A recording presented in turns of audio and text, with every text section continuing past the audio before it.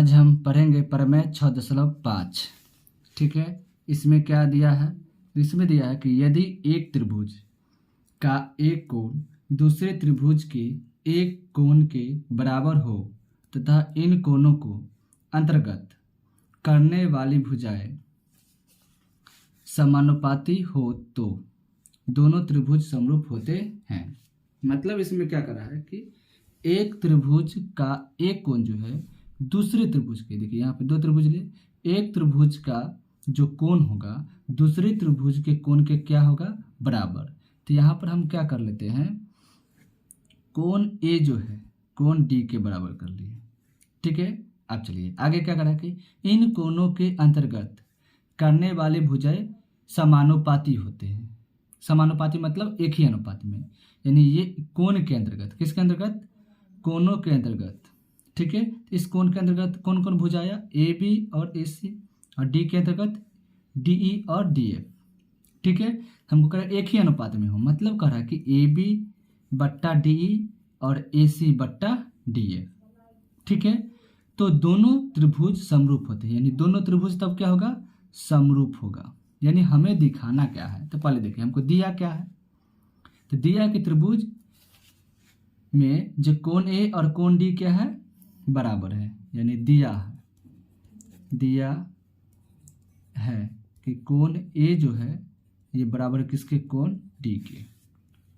ठीक है, अब हमको बोल रहा है कि दोनों त्रिभुज एक ही अनुपात में हो, यानी ए बी बट्टा डी ई, यानी ए बी बट्टा डी ई बराबर ए सी बट्टा डी एफ, ए सी बट्टा डी एफ। ये हो गया। तो हमको कह रहा है कि दोनों त्रिभुज समरूप होते हैं, यानी दोनों त्रिभुज क्या हो गए? समरूप। यानी हमको सिद्ध करके लाना है। क्या सिद्ध करना है? क्या कि त्रिभुज ए बी सी क्या है? त्रिभुज ए बी सी जो है त्रिभुज डी ई एफ के क्या है? बराबर। ठीक है, त्रिभुज ए बी सी समरूप है त्रिभुज डी ई एफ के, त्रिभुज डी ई एफ के क्या है? समरूप है। ठीक है, अब यहाँ देखिए हमको, अब यहाँ पर क्या करते हैं? हम रचना करते हैं। क्या करते हैं? रचना में क्या करते हैं कि ए बी के समान लंबाई वाला यहाँ पर एक हम इसको नाप लेते हैं और इसके समान लंबाई को हम यहाँ पर एक बिंदु दे देते हैं और ए सी को नाप के यहाँ पर बिंदु दे दिए। ठीक है, और ये दोनों बिंदु को हम क्या करते हैं? मिलाते हुए एक रेखा खींच दिए जिसका नाम पी है और क्यू है। ठीक है, तो ये हम रचना कहते। चलिए रचना लिखते हैं। रचना क्या है? रचना क्या है कि रचना है त्रिभुज डी ई एफ में ई एफ के समांतर, ई एफ के समांतर पी क्यू रेखा, पी क्यू रेखा खींचा जो क्या है? जो ई एफ के समांतर है, कि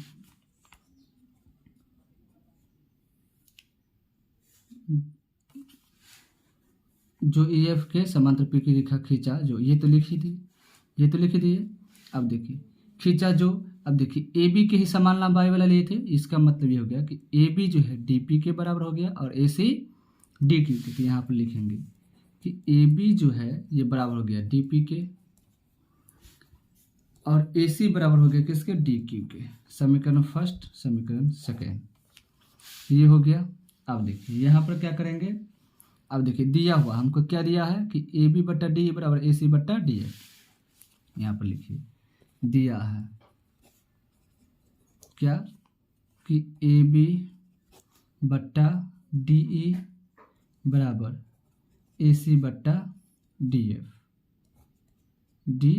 एफ। डी एफ दिया है तो देखिए ए बी डी पी के बराबर है और ए सी डी क्यू के बराबर है, तो ए बी की जगह पर डी पी और ए सी की जगह पर डी क्यू। तो यहाँ पर लिखिए ए बी जो है, ए बी किसके बराबर है, ए बी बराबर डी पी के, तो यहाँ पर लिखिए डी पी डी ई बराबर ए सी, तो क्या होगा डी क्यू और डी एफ। कहाँ से आया, समीकरण फर्स्ट और सेकेंड से, तो यहाँ पर लिखेंगे हम ए बी बराबर डी पी समीकरण फर्स्ट और ए सी बराबर डी क्यू समीकरण सेकेंड। ठीक है, सेकेंड से आया, तो यहाँ पर अब क्या करें, इसको वैध क्रम कर देंगे, उल्टा वैध क्रम करने पर, तो वैध क्रम कहेंगे तो नीचे वाला ऊपर वाला नीचे, यानी डी ई बट्टा डी पी बराबर डी एफ बट्टा डी क्यू। ठीक है, अब क्या करेंगे, दोनों में से एक घटा देंगे, दोनों में से समीकरण मतलब सॉरी दोनों तरफ हम क्या कर देंगे, एक घटाएंगे। ठीक है, दोनों तरफ एक घटाने पर, तो एक घटाएंगे तो क्या होगा, डी ई बट्टा डी पी माइनस एक बराबर डी एफ बट्टा डी क्यू माइनस एक, बट्टा में कुछ नहीं तो एक, बट्टा में कुछ नहीं तो एक, क्या होगा एलसीएम, तो एलसीएम लेंगे तो इसमें डी पी होगा, इसमें एलसीएम लेंगे डी क्यू, यानी यहाँ पर क्या आया, यहाँ पर आ गया एलसीएम क्या आया था, डी पी बराबर क्या आया है,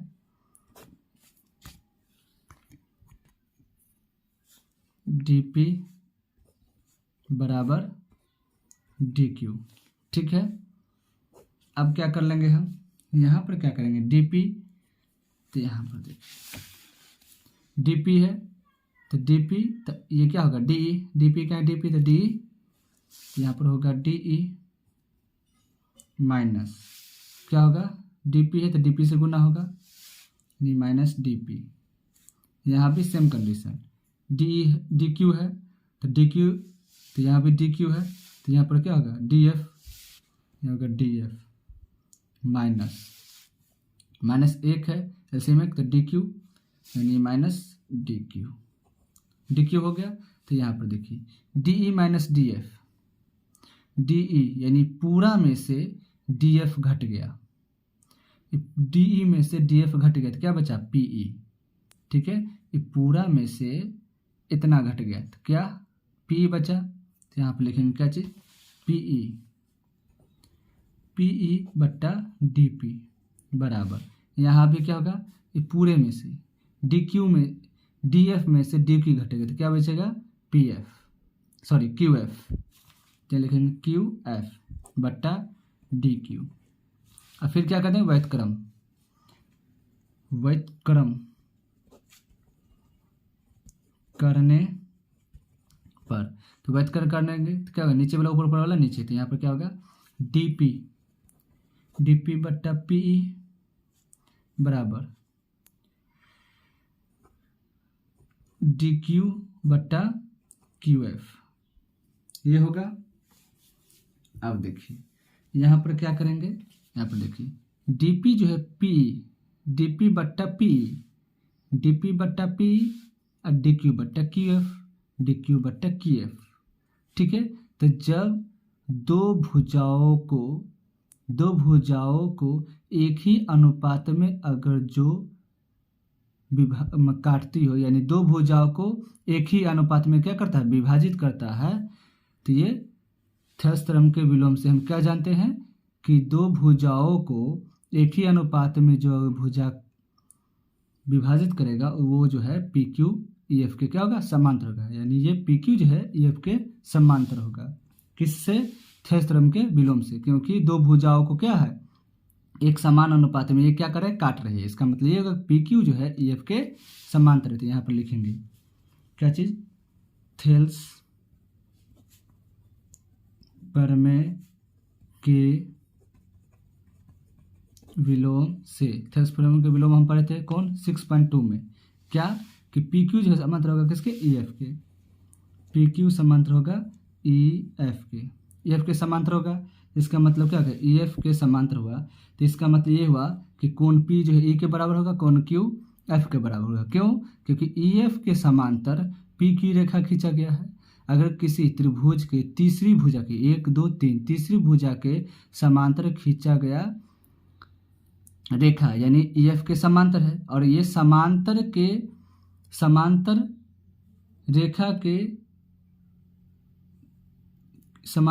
के पर खींचा गया तिर्यक रेखा, ये समांतर रेखा है, और समांतर रेखा पर खींचा गया कोई तिर्यक रेखा ये संगत कोण के क्या होगा, बराबर होगा। यानी कोण पी जो है कोण ई क्या होगा, बराबर होगा, और कोण क्यू जो है कोण एफ के बराबर होगा। यानी इसका मतलब क्या होगा कि कोण पी जो है ये कोण ई के बराबर होगा, और कोण क्यू जो है ये कोण एफ के बराबर होगा। कोण पी ई के बराबर, कोण क्यू एफ के बराबर। ठीक है, इसको समीकरण 3 और समीकरण 4 जान गए। तो इसका मतलब क्या हुआ, इसका मतलब ये हुआ कि देखिए यहाँ पर त्रिभुज डी पी क्यू और त्रिभुज ए बी सी क्या है, समरूप है, क्योंकि इसी के लंबाई वाले हम यहाँ पर रेखा खींचे थे बिंदु दे करके। तो देखिए यहाँ पर लिखेंगे हम कि त्रिभुज डी पी क्यू समरूप है त्रिभुज ए बी सी के। ठीक है, तो यहाँ पर क्या होगा, रचना। देखिए अब रचना से हम क्या जानते हैं कि देखिए रचना से हम जानते हैं कि ए बी जो डी पी के बराबर है। ठीक है, और यहाँ पर दिया हुआ कोण ए बराबर बी, और यहाँ पर देखिए ए सी डी क्यू के। तो यहाँ पर लिखिए रचना से क्या होगा कि ए बी बराबर होगा किसके, डी पी के। यहाँ पर दिया हुआ है कि कोण ए जो है कोण डी दिया है, क्या चीज कि कोण ए जो है किसके बराबर है, कोण डी के। और फिर यहाँ पर दिया होगा कि कोण सी जो है डी क्यू के बराबर है, कोण ए सी जो है बराबर डी क्यू के बराबर। ठीक है, तो ये हमारा क्या होगा, भुजा ए बी भुजा। ठीक है, तो यानी ये भुजा है, ये क्या है, कोण है यानी एंगल ए, और ये भुजा है यानी एस ए एस। ठीक है, तो जब कोण भुजा ये बराबर है तो इसका मतलब ये देखिए कि यहाँ पर हमने यहाँ पर दिखा दिया कि कोण पी जो है ई के बराबर है और कोण क्यू एफ के बराबर। इसका मतलब ये हुआ कि त्रिभुज ए बी सी, क्या चीज, त्रिभुज ए बी सी जो है किसके सर्वांग सम है, त्रिभुज डी पी क्यू के। किसके, त्रिभुज डी पी क्यू के। तो यहाँ पर लिखेंगे त्रिभुज ए बी सी ये सर्वांग सम है किसके, त्रिभुज डी पी क्यू के। क्योंकि यहाँ पर देखिए भुजा भी और कोण भी बराबर दिखा दिए, तो इसका मतलब ये हुआ कि कोण बी जो है, देखिए कोण बी किसके बराबर है, कोण पी के बराबर होगा, और कोण सी किसके बराबर, कोण क्यू के। कोण क्यू के बराबर होगा क्योंकि ये क्या है, सर्वांग सम का मतलब कि भुजा और कोण दोनों बराबर होना चाहिए। ठीक है, तो देखिए समीकरण 3 से हम क्या जानते हैं कि कोण पी जो है ए के बराबर है, कोण क्यू एफ के। तो यहाँ पर लिख सकते हैं हम कि कोण पी जो है ये बराबर है किसके, कोण ई के। समीकरण किससे, 3 से। यहाँ पर कोण क्यू जो है ये बराबर है कोण एफ के, ये समीकरण किससे, 4 से। ठीक है, इसका मतलब कोण बी ई के बराबर हुआ, कोण सी एफ के, यानी कोण बी ये बराबर हुआ किसके, कोण ई के, और कोण सी बराबर हो गया कोण एफ के। तो देखिए कोण बी जो है ई के बराबर हुआ, कोण सी एफ के। जब बराबर हो गया तो इसका मतलब ये हुआ कि त्रिभुज ए बी सी और त्रिभुज डी ई एफ क्या है, समरूप है। यानी त्रिभुज ए बी सी ये समरूप है त्रिभुज डी ई एफ के। यही हमको क्या करना था, सिद्ध करके लाना था। देखिए सिद्ध करके यही लाना था, यानी यहाँ पे सिद्ध यानी प्रूफ हो गया। ठीक है, तो वीडियो अच्छी लगी हो तो लाइक और सब्सक्राइब जरूर कर दें। धन्यवाद।